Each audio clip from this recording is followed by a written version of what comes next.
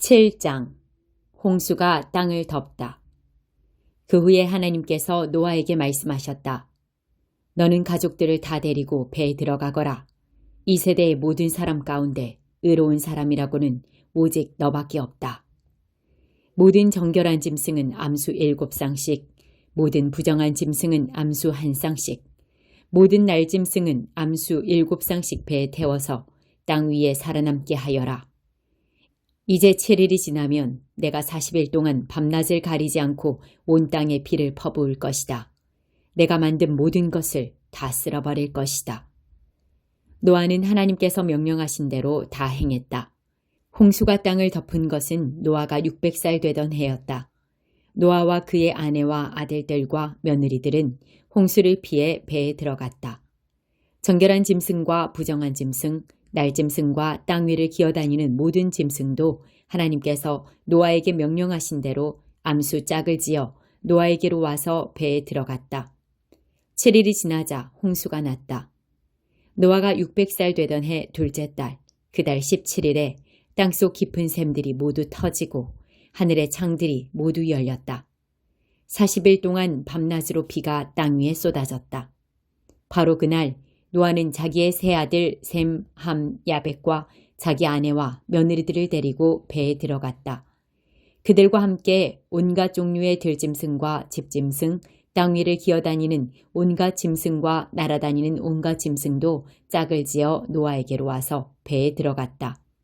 하나님께서 노아에게 명령하신 대로 살아 숨쉬는 모든 것이 암수 짝을 지어 배에 들어갔다. 그런 다음 노아가 들어가자 하나님께서 배의 문을 닫으셨다. 홍수가 40일 동안 계속되어 물이 차오르자 배가 땅에서 높이 떠올랐다. 물이 계속해서 불어나 수위가 높아지자 배가 수면에 떠다녔다. 홍수가 더욱 심해져 가장 높은 산들까지 잠겼다. 수위가 그 산들의 봉우리보다 6m 정도 더 높아졌다. 모든 것이 죽었다. 살아 움직이는 모든 것이 죽었다. 날짐승, 집짐승, 들짐승 할 것 없이 땅에 가득한 모든 생물이 죽었다. 사람도 다 죽었다. 마른 땅 위에 살면서 숨을 쉬는 모든 것이 죽었다. 하나님께서는 사람과 짐승, 기어다니는 것과 날아다니는 새까지 모든 피조물을 남김없이 쓸어버리셨다. 오직 노아와 그와 함께 배에 있던 가족과 짐승들만 살아남았다. 홍수는 150일 동안 계속되었다. 7장 간단한 행동 지침. 사람들의 흠을 들추어내거나 실패를 꼬집거나 잘못을 비난하지 마라. 너희도 똑같은 대우를 받고 싶지 않거든 말이다. 비난하는 마음은 부메랑이 되어 너희에게 되돌아올 것이다. 내 이웃의 얼굴에 묻은 얼룩은 보면서 자칫 내 얼굴에 추한 비웃음은 그냥 지나치기 쉽다. 내 얼굴이 멸시로 일그러져 있는데 어떻게 뻔뻔스럽게 내가 내 얼굴을 씻어주겠다고 말하겠느냐. 이 또한 동네방네에 쇼를 하겠다는 사고방식이며 자기 역할에 충실하기보다는 남보다 거룩한 척 연기를 하는 것이다. 내 얼굴에 추한 비웃음부터 닦아내라. 그러면 내 이웃에게 수건을 건네줄 만한 사람이 될지도 모른다. 거룩한 것으로 장난치지 마라. 농담과 바보짓은 하나님께 영광이 되지 않는다. 거룩한 신비를 한갓 슬로건으로 격화시키지 마라. 시대를 따라가려다가 너희는 오히려 약아져서 불경스러운 사태를 부를 뿐이다. 하나님과 흥정하지 마라. 솔직하게 말씀드려라. 필요한 것을 구하여라. 우리는 쫓고 쫓기는 게임이나 숨바꼭질을 하고 있는 것이 아니다. 너희 아이가 빵을 달라고 하는데 톱밥을 주면서 아이를 속이겠느냐? 아이가 생선을 달라고 하는데 살아있는 뱀을 접시에 담아 아이에게 겁을 주겠느냐? 너희가 아무리 악해도 그런 생각은 하지 않을 것이다. 너희도 자기 자식에게는 최소한의 예의를 지킨다. 그렇다면 너희를 사랑으로 잉태하신 하나님은 그보다 훨씬 낫지 않으시겠느냐? 여기 간단하지만 유용한 행동 지침이 있다. 사람들이 너희에게 무엇을 해주면 좋겠는지 자문해 보아라. 그리고 너희가 먼저 그들에게 그것을 해주어라. 하나님의 율법과 예언자들의 설교를 다 합한 결론이 이것이다. 아버지의 뜻대로 행하여라. 하나님께 이르는 지름길을 찾지 마라. 세상에는 여가 시간을 활용하는 것만으로도 성공하는 인생에 이를 수 있다고 말하는 쉽고도 확실한 공식들이 넘쳐난다. 대다수 사람들이 그런 말에 속겠지만 너희는 속지 마라. 생명, 곧 하나님께 이르는 길은 정신을 바짝 차려야 갈 수 있는 힘든 길이다.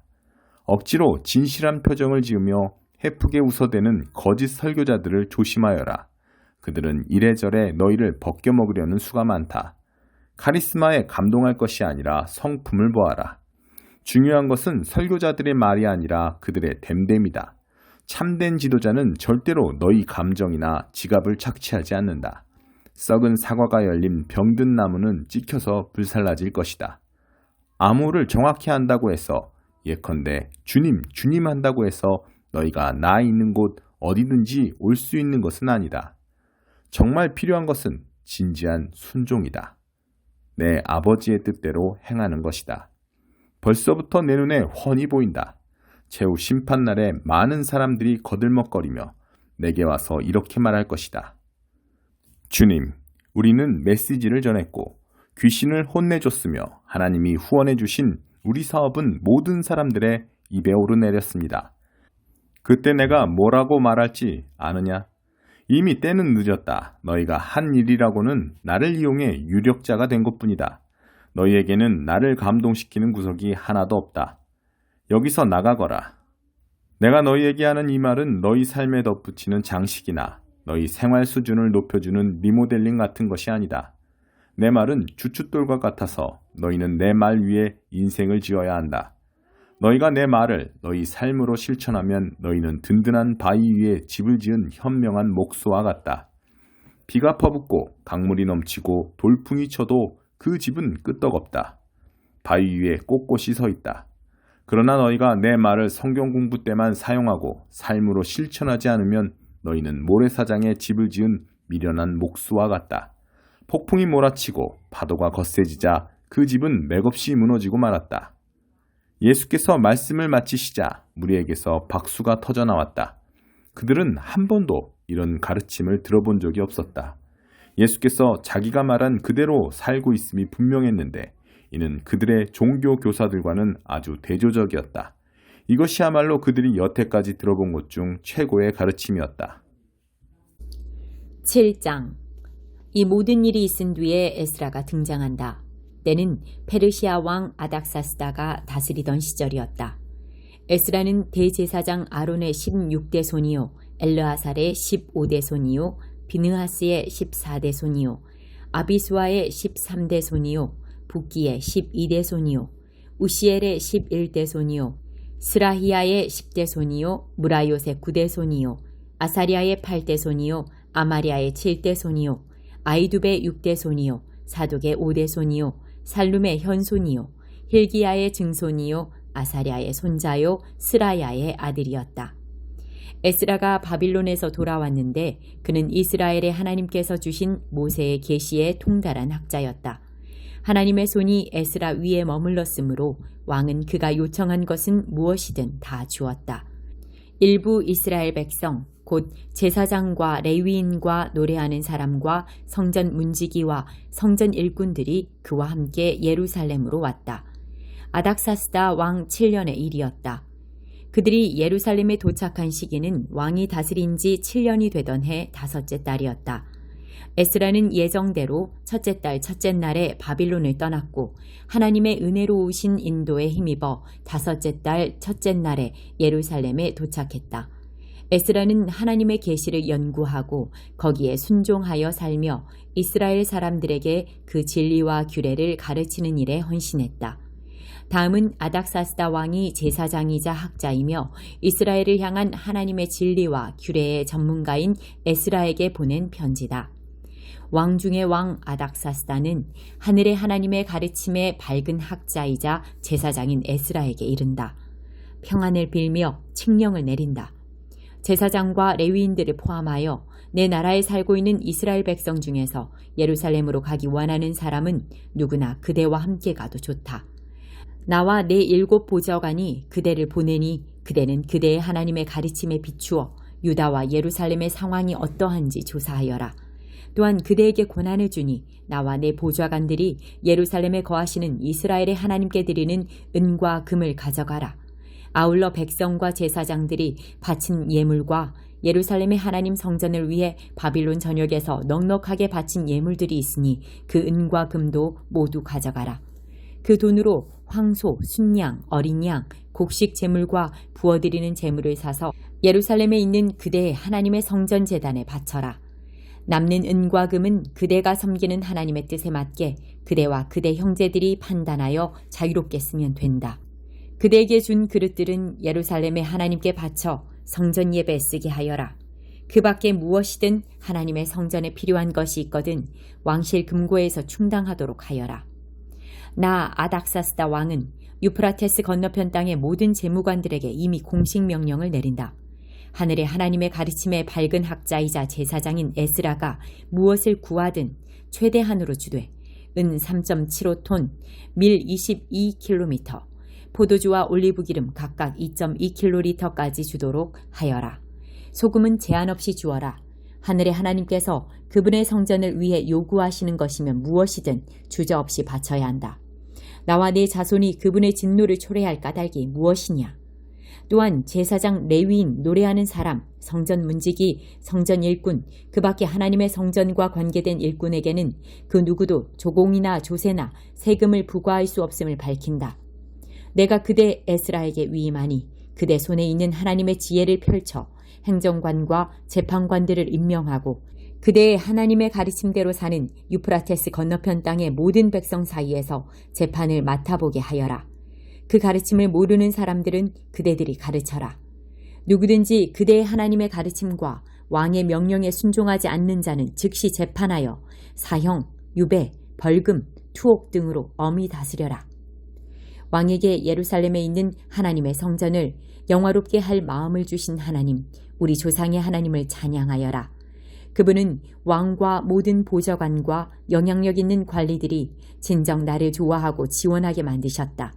하나님께서 내 편이시고 나는 떠날 채비를 마쳤다. 그리하여 나와 함께 갈 이스라엘 지도자들도 모두 조직했다.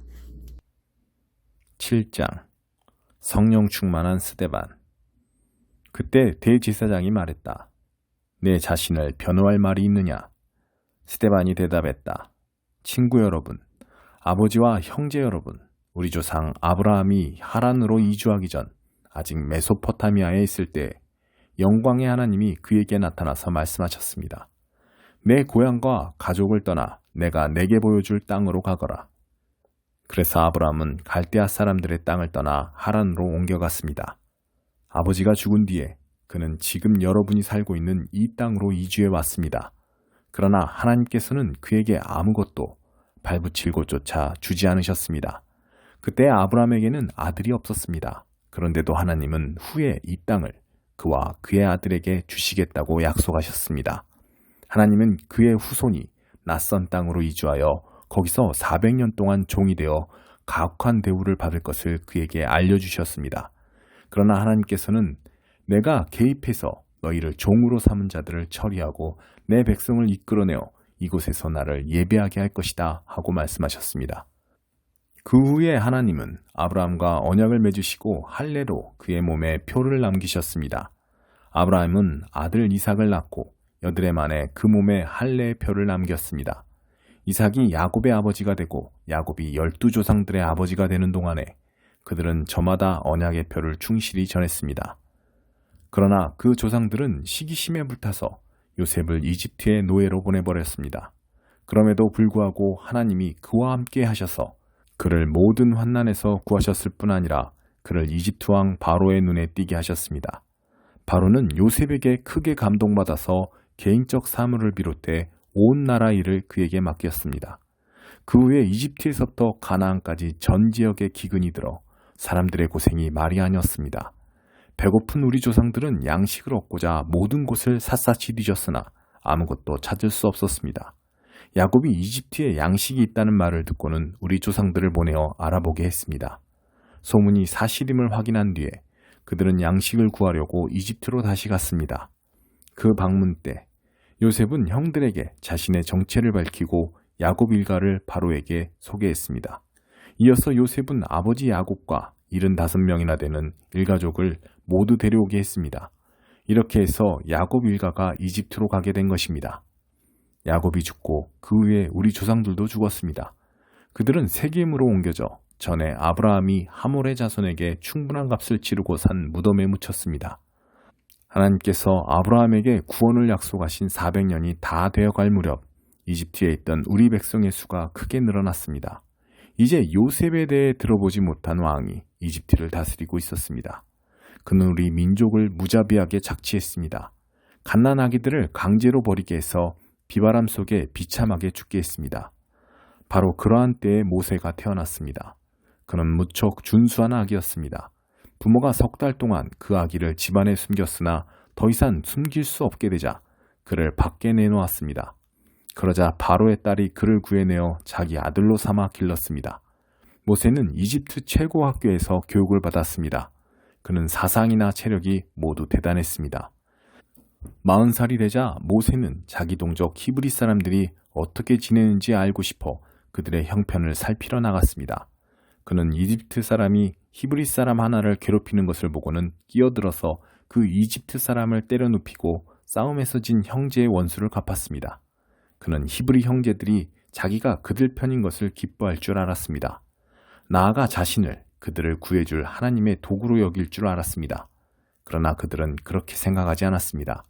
이튿날 히브리 사람 둘이 싸우고 있는데 모세가 다툼을 말리며 그들에게 서로 사이좋게 지내도록 권했습니다.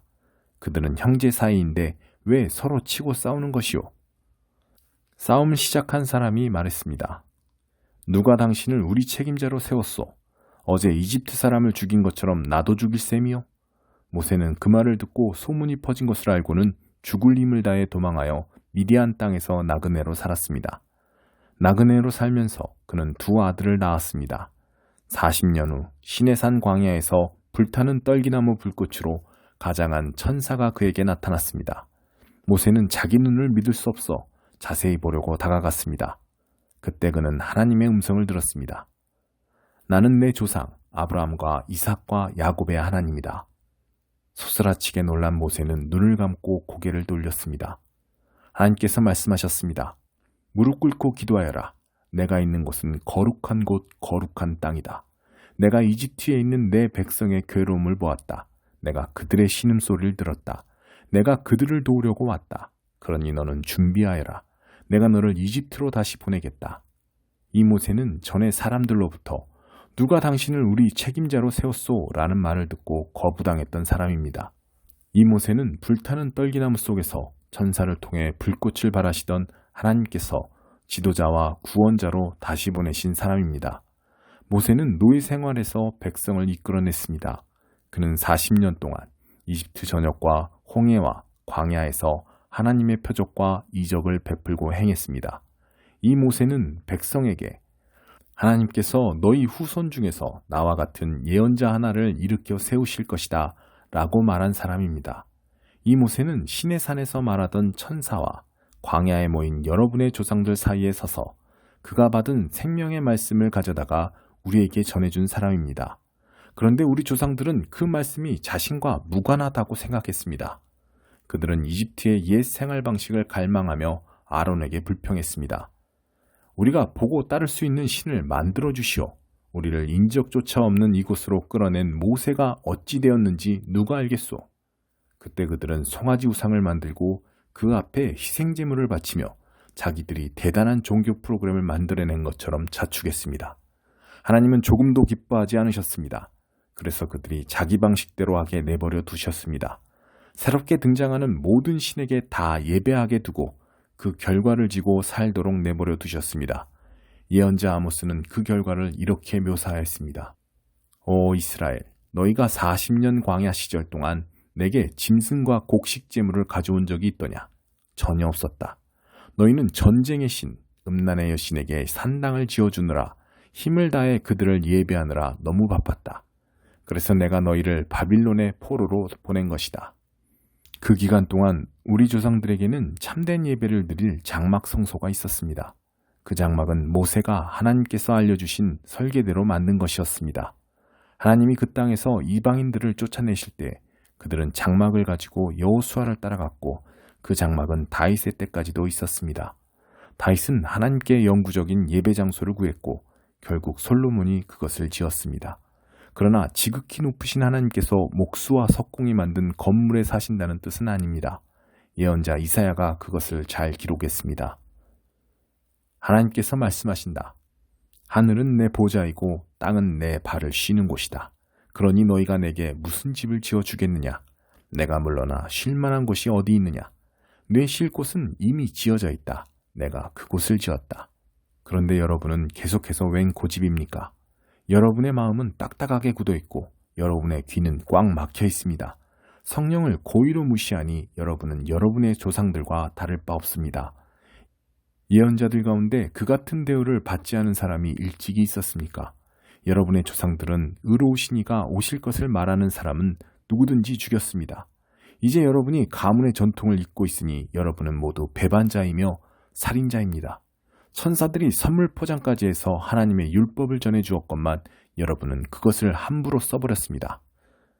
그 말을 듣고 있던 사람들이 난폭해지더니 야유와 휘파람과 욕설을 퍼붓는 폭도로 변했다. 그러나 성령 충만한 스데반의 눈에는 그것이 보이지 않았다. 하나님밖에 보이지 않았다. 그는 모든 영광 가운데 계신 하나님과 그 곁에 서 계신 예수를 보았다. 그가 말했다. 아, 하늘이 활짝 열리고 인자가 하나님 곁에 서 계신 것이 보입니다. 폭도의 고함과 야유가 스데반의 목소리를 삼켜버렸다. 그들은 사정없이 달려들어 그를 시내 밖으로 끌어내어서 그에게 돌을 던졌다. 주동자들이 겉옷을 벗어놓고 사울이라는 청년에게 지키게 했다. 돌이 비오듯 쏟아지는데 스데반이 기도했다. 주 예수여, 내 생명을 받아주십시오. 그런 다음 무릎을 꿇고 모두에게 들릴 만큼 큰 소리로 기도했다. 주님, 이 죄를 저들에게 돌리지 마십시오. 이것이 그의 마지막 말이었다. 그리고 그는 숨을 거두었다. 사울이 바로 그 자리에 있었다. 그는 살인자들에게 축하의 말을 건넸다.